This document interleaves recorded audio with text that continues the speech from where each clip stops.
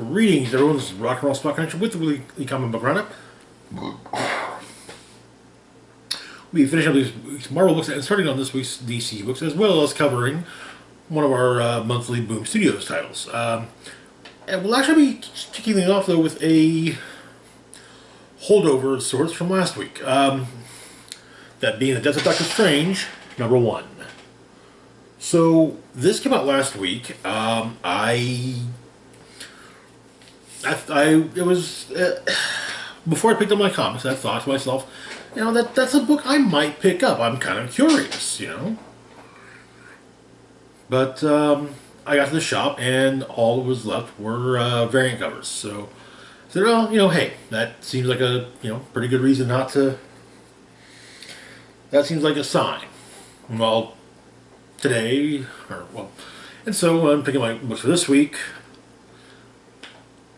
The owner of the shop said something to our customer, and it got me thinking, maybe I should see if I was wrong, or if maybe they've gotten more in. And well, yep, we had more. So the issue is divided into 2 chapters. The first chapter is called The Strange Day. It's basically Doctor Strange has deals with various odd occurrences. Well, after does some normal stuff, he goes for a walk with bats, his ghost dog. Goes into surgery and then has to deal with a mystical problem.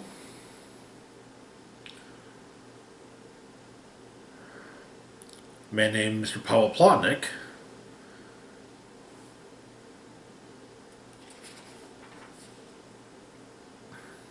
is linked to the 7 sons of Sinibus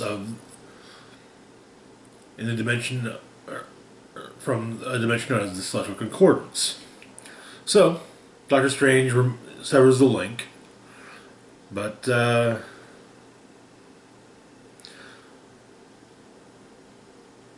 Paul says something's wrong. Then at the Strange Academy, Doctor Strange is discussing what what the Sorcerer Supreme does with the students. And afterwards, Doyle, of the son of Dormammu, explains that something's up with the Dark Dimension because he's connected to it. He can feel that something isn't right. Something's happening in the outer realm, in the outer planes. But there's a demonic invasion from Limbo on the softball field, which is being handled by magic.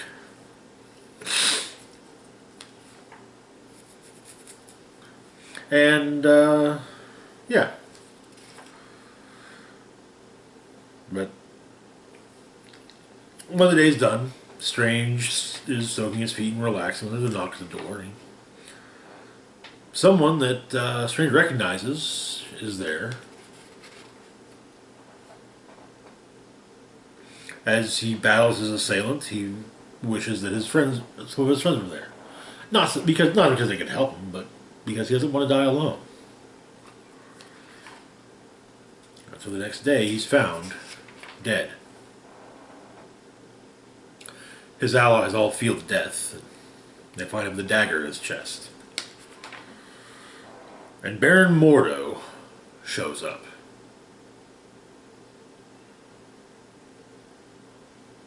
Wong immediately assumes that Mordo was the one who did the deed, but Mordo says that yes, he admits he wanted Strange dead by his hand, not by someone else's hand.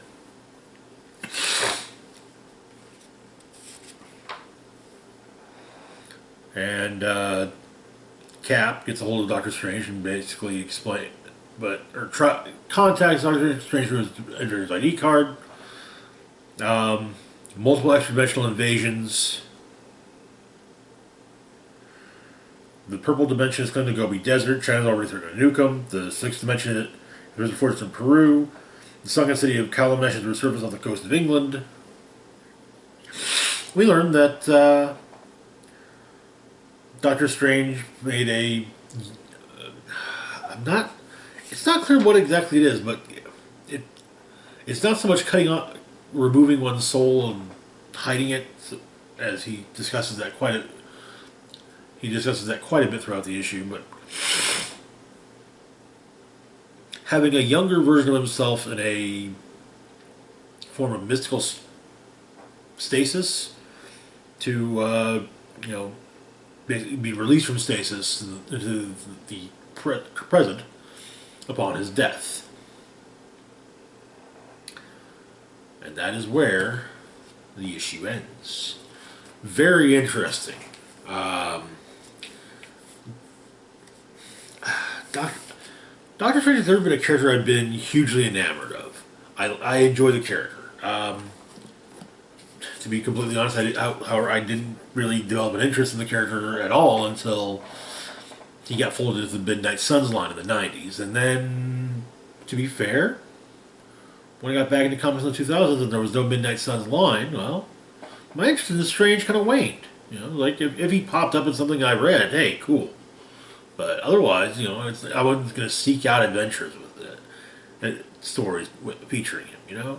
But I still don't. In fact, I enjoyed seeing him I enjoy seeing him in Avengers books, but that's enough for me.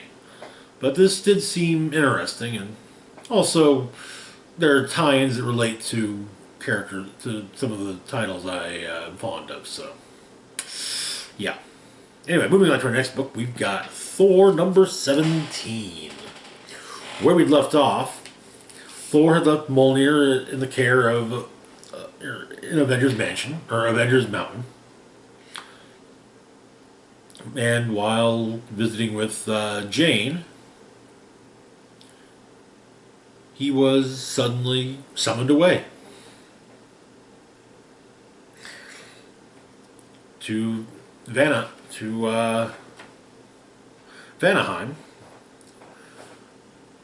where waiting for him are his father, who had also just been summoned, as well, and his mother Freya and his sister Angela.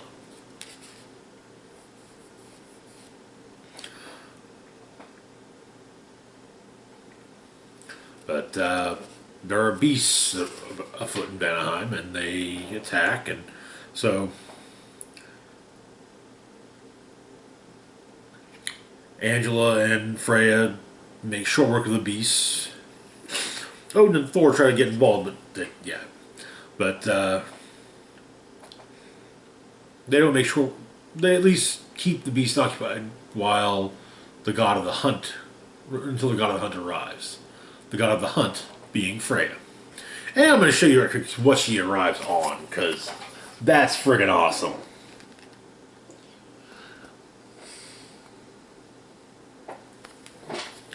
Anyway, so they take on the beasts, have a bit of a feast, and yeah, it's the warmest thing in that family reunion is definitely the fire that's cooking their dinner. Everything else is ice frigging cold. But Angela is there, wants to make sure that Thor knows that he needs to sort out his throne, or she will take it, because she is his older sister. By rights, it is her throne. So, of course, there are additional arguments, and then Angela takes Odin elsewhere. Puts him in a fighting pit, actually. When she's in the viewing stand with popcorn. But Freya and Thor talk, and that's much less confrontational, much more just a mother and son talking.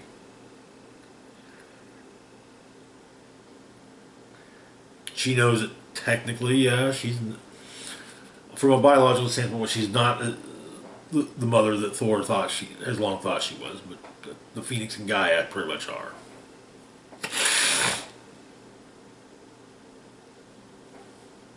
But she asked him. She finally asked him what's wrong, and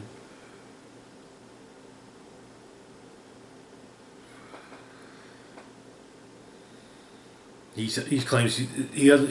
He's going to be the last king of Asgard, and he will not have because he can't have heirs. But Francis, of course you can have heirs. You can have children. I'm like, no, no, no. He's like, no, no, no, no. I don't want to put someone through what makes someone else. And after what he saw in the Black Winter, Thanos with the Infinity Hammer, well, he's worried. But he's just calling his cell phone. It's from Cap. Cap's not sure what's happened, but somehow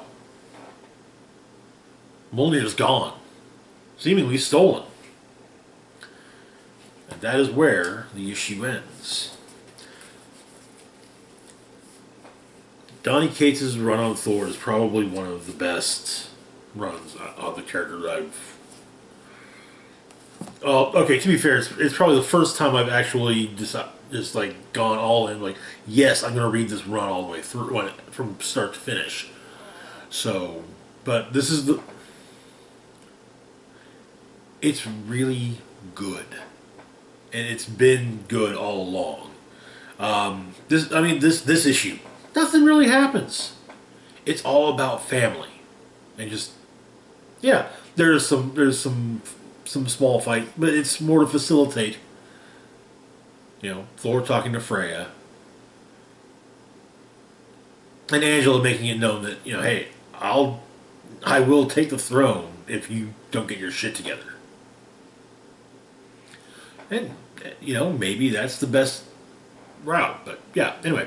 Moving on to our next book and on to our DC books, we've got Deathstroke Incorporated, #1. We got two covers here. We got the Black Canary cover. Yes, Black Canary is maybe Deathstroke Incorporated, but she's just as prominently featured in the title. And we've got a cover, of course, with Deathstroke.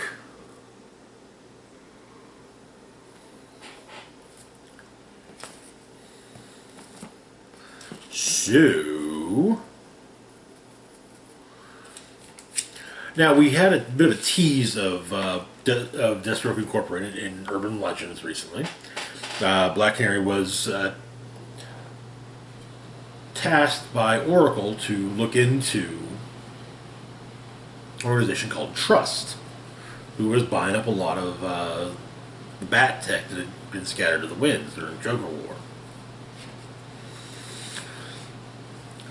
So we have a bit of a flashback with Deathstroke. A bunch of flashbacks, seeing him taking the serum that made him into Deathstroke, and some of his various adventures and triumphs and failures over the years. But in the present, Black Canary is investigating a small town, and she radios in the Trust saying that the town's too nice. Toyman 2.0 expands that his highly educated guess is that it's a Hive drone training center. Recruits go there to prepare to be sleeper agents in the real world. Julia Valentine, the director of Trust, insists that Canary bring in find and bring in the Hive Queen. But Canary wants to do it quietly. However, Slade has other plans. He uses one of the Batmobiles, pops out, and just starts machine gunning the place to pieces. Turns out, new tech, the various Hive drones, just start after they've been shot full of holes, tons of robot bees just spew out of them. Canary takes him down.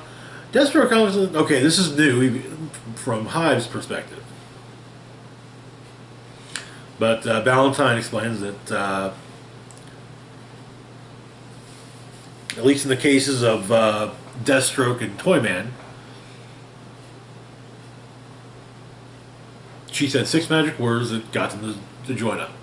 Deathstroke, I can pay you a lot. Toyman, Batman can't afford you now, hero. Was Black Hammer has 9 words. I thought you wanted to save the world, Dinah.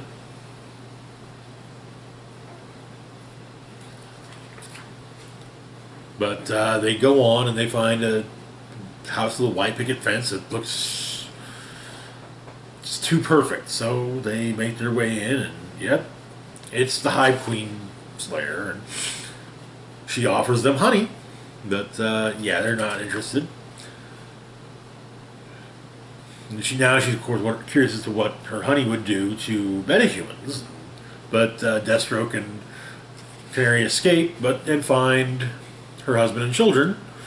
Her husband's head having been replaced with a giant beehive filled with the robot bees, and her children looking like human bee hybrids. Oh God, this is ugh. But Slade destroys the husband's head.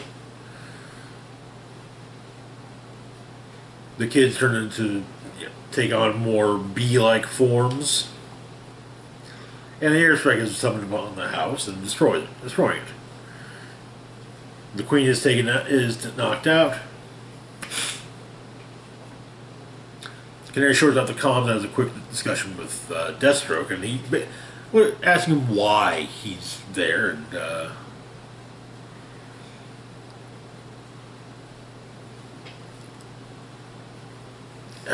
he basically he said it was time to pick a lane, hero or villain.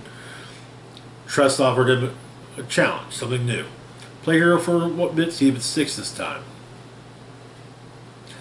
But she asks the same he asks the same about her, but then comms come back up, so yeah. But Deathstroke and Canary leave with the Hive Queen. Toyman's drones nuke the town. Valentine talks to her benefactors, explaining that they actually approached the Hive Queen about joining them, and she turned them down. So they're going to interrogate. The plan is to find out who she was building a Hive army for, and then she'll be turned over to Cameron Chase, the DEO. And then she then asks, who do they target next? And that is where the issue ends. Strong start. It's fun. It actually scratches an itch that I didn't realize I didn't really realize I'd been feeling for a while, but for quasi covert ops stuff, at least in the DC universe, I really enjoy spy books. If it weren't for the fact that the current Checkmate miniseries is a spin-off of the recent Leviathan story, which I need to read, but yeah, I don't want to be bogged down with what all's happened there. I would have been reading that since issue 1. But I like spy stuff, especially spy stuff with superheroes. Marvel stories with S.H.I.E.L.D. are among my favorite things because of just the whole idea of Captain America and a bunch of spies working to get Captain America is very much not covert, working with people who are covert, and yeah, it's fun stuff to me. But anyway, moving on to our next book, we've got Justice League number 68. Where we left off, after the Justice League defeated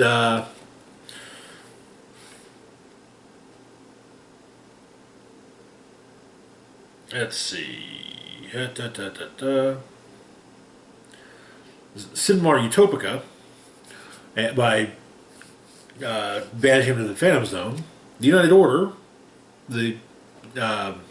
basically the Intergalactic Justice League, basically said, "Okay, give us the Phantom Zone projector." And the League, who were disagreeing about whether or not it was right to put Sinmar in there, are just like, "Excuse us, what?" It goes from being, from a house fight to very quickly, no, okay, we'll table that discussion. You're trying to take shit from us? Also, the Hall of Justice was destroyed. Also, an army of Deathstrokes attacked Lois Lane's kid brother, who's a master spy. But the League and the United Order discuss things until Prince Zareth of Tamaran passes along a Tamaranian saying to Hawkslayer of the United Order. It translates to, "What would Kal-El of Earth do?" And so it's kind of decided that, well, since Kal-El is part of the United Planet, it is considered to be part of the United Planets, perhaps they, and it is, the projector is his, maybe they could just leave it with him. Do they opt to stick around and clean up the mess, though? No. Typical. But Naomi goes to find her parents, who are having tea with John Constantine in the Tower of Fate. Much to Fate's chagrin, Fate was unaware they were there. But the discussion that turns to what to do about the destroyed Hall of Justice. All of them want... Hawkgirl wants to maybe have a new headquarters. Maybe the Watchtower, after all. That, she's rather partial to that. There are a lot of votes in favor of the... it's a good discussion made about the whole thing, but it doesn't matter because Flash and Superman rebuilt in super speed. Exactly the way it was. But, so Damon Rose, the brother of Lois Lane, is, like I said, dealing with Deathstrokes.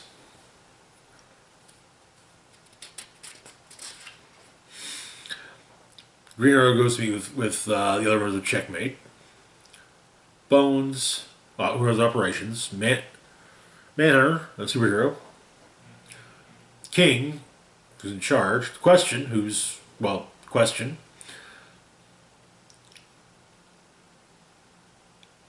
Steve Trevor, Spy Master. And they are going to meet with Damon Rose. But it looks like the Deathstrokes are from Leviathan.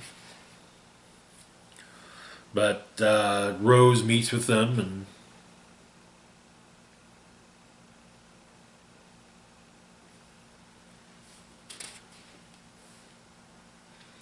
and a rocket gets fired at them. It's taken up by Green Arrow, who has a missile shield arrow. But then another one comes. However, gets shorted out by Superman.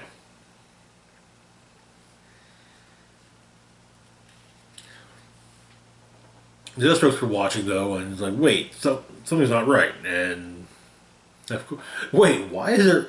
All I'm seeing on our surveillance devices is a blurry Superman logo that... Oh, yeah. Shit's gonna meet the fan.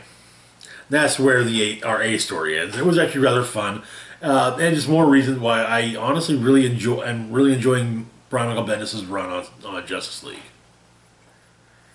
In our Justice League Dark story, where we left off there,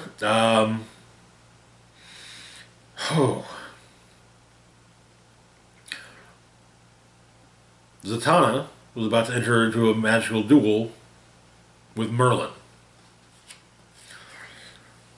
So, while Merlin's taunting her and putting things off, our heroes are dealing with the forces he unleashed to attack Atlantis, taking him down bit by bit. The demon after again manages to do a massive bit of damage. And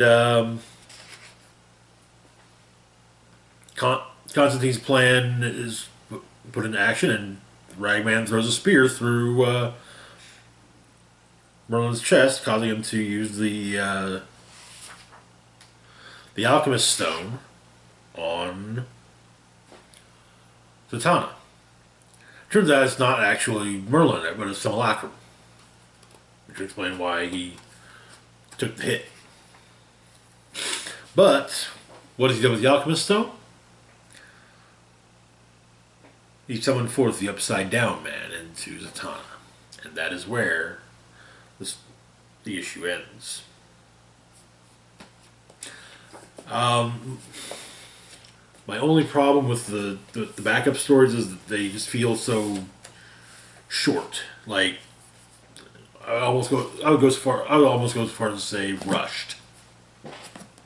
Like these should be individual full length issues, not 10-page backup stories. And moving on to our last book for a moment.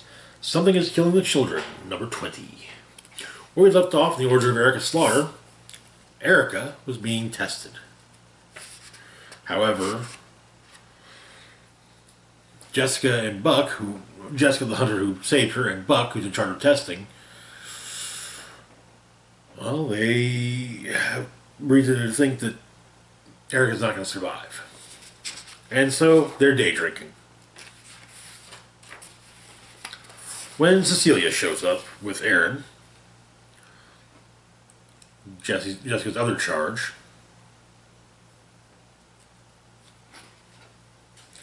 but Erica survives, surprising everybody.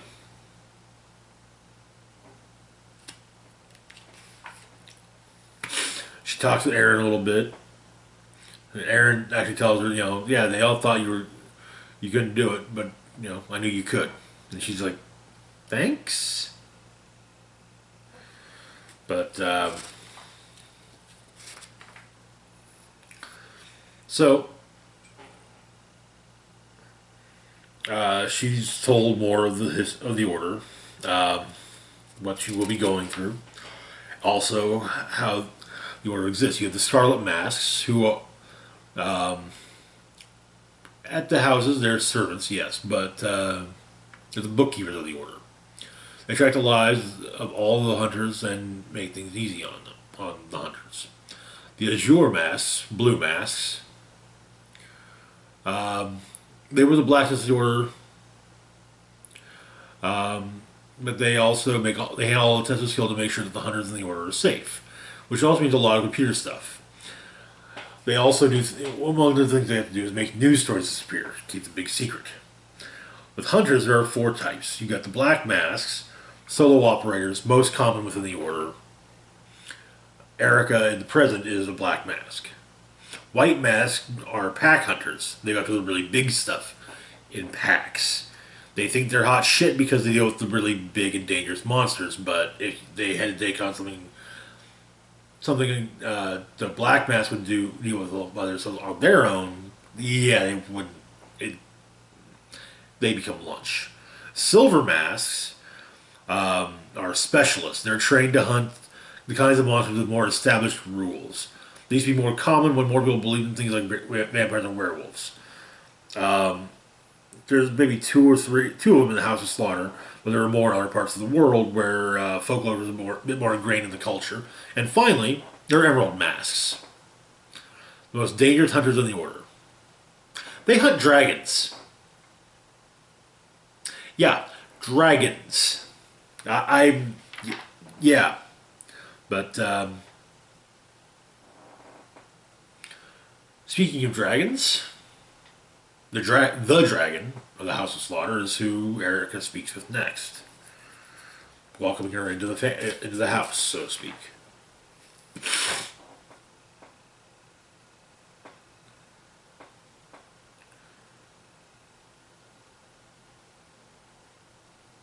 And yeah, the dragon's kind of shitty, basically saying that he tells her, yeah, you're basically a monster. That's why you're able to survive. Only a monster can kill a monster. He makes assumptions about Erica, which she claims aren't true, about her and her parents. And after he leaves, Erica asks Jessica about that, and Jessica goes, no, and so.